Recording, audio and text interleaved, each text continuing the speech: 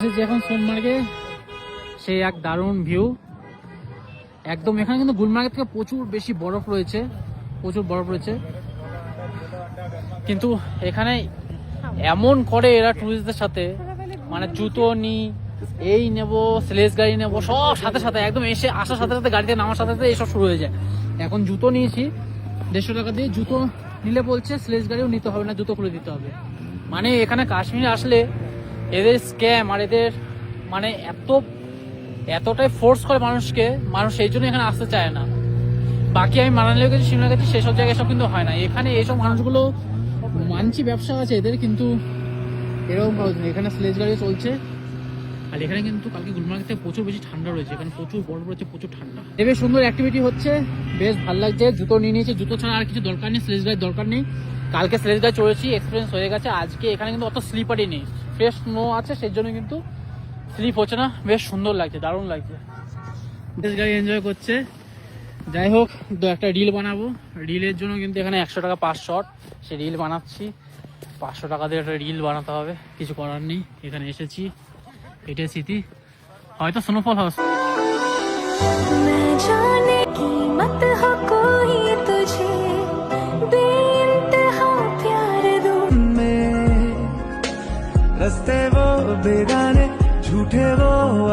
Reel তুললাম, আর reel তুলে এত সুন্দর জায়গায় এলাম। জানি না মেঘ করেছে, যদি স্নোফল হতো একটু বেটার লাগতো।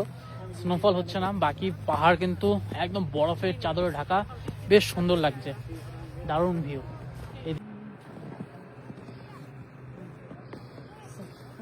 এই ঠান্ডায় জমে যাওয়ার মতো, কিন্তু এত সুন্দর ভিউ।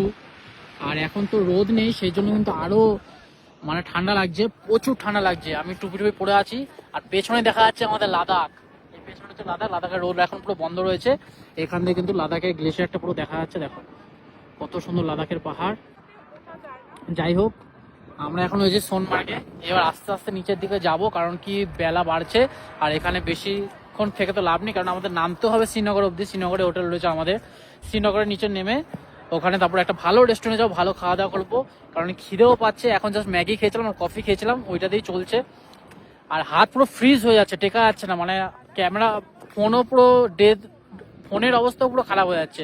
ওর স্যামসাং এর ফোন, তো স্যামসাং এর ফোন পুরো ডেড হয়ে যাচ্ছে, আইফোন তাও চলছে। মানে অবস্থা খুবই খারাপ, এতটাই ঠান্ডা এখানে। খারাপ বলবো না, মানে দারুণ মজার একটা জায়গা, খুব সুন্দর। এত বরফের মধ্যে না ঘুরতে ফিরতে বেশ দারুণ লাগে। বলে বিশাল জোরে স্নোফল চালু হয়ে গেছে, তোমরা দেখতে পাচ্ছ কিনা জানি না, কিন্তু বিশাল জোরে এই যে পুরো স্নো যাচ্ছে। কিন্তু এগুলো স্নো যাচ্ছে, সব স্নোফল হচ্ছে, হাই লেভেলে স্নোফল হবে, হাই লেভেলে। এইটা দেখার জন্য আসার, এটাই হচ্ছে এখন স্নোফল। ও সেই লাগছে, আরো বাড়ছে, আরো বাড়ছে, হাই লেভেল বাড়ছে, প্রচুর স্নোফল হচ্ছে। ও কি সুন্দর স্নোফল হচ্ছে।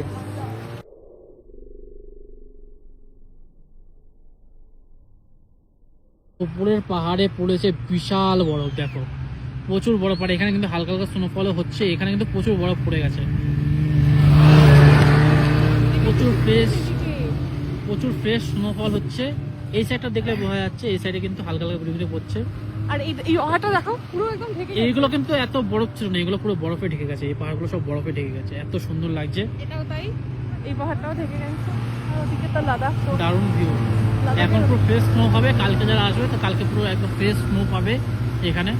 সারাত্রি হয়তো আজ। কত সুন্দর যে স্নো পড়ছে, দেখো কত সুন্দর স্নোফল হচ্ছে, সত্যি দারুণ লাগছে, অপূর্ব দৃশ্য। একদম সোনমার্গে এসে এত স্নো হবে এসে বুঝতে পারিনি। ওপরে কিন্তু প্রচুর হারে স্নো পড়েছে, দারুণ স্নোফল হয়েছে। আর এখানে তো সত্যি জান্নাত, এত স্নো। এর আগে আমি দেখেছিলাম একবার রোটং পাস গেছিলাম, রোটং পাসে দেখেছিলাম স্নোফল।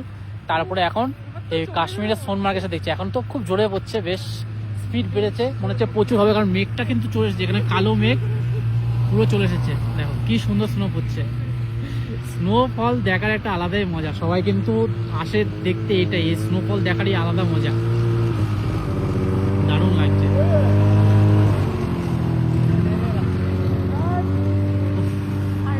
সার্থক, সার্থক, এত স্নো দেখে সার্থক, এত সুন্দর স্নোফল দেখে সার্থক, হেভি লাগছে, দারুণ দারুণ ভিউ।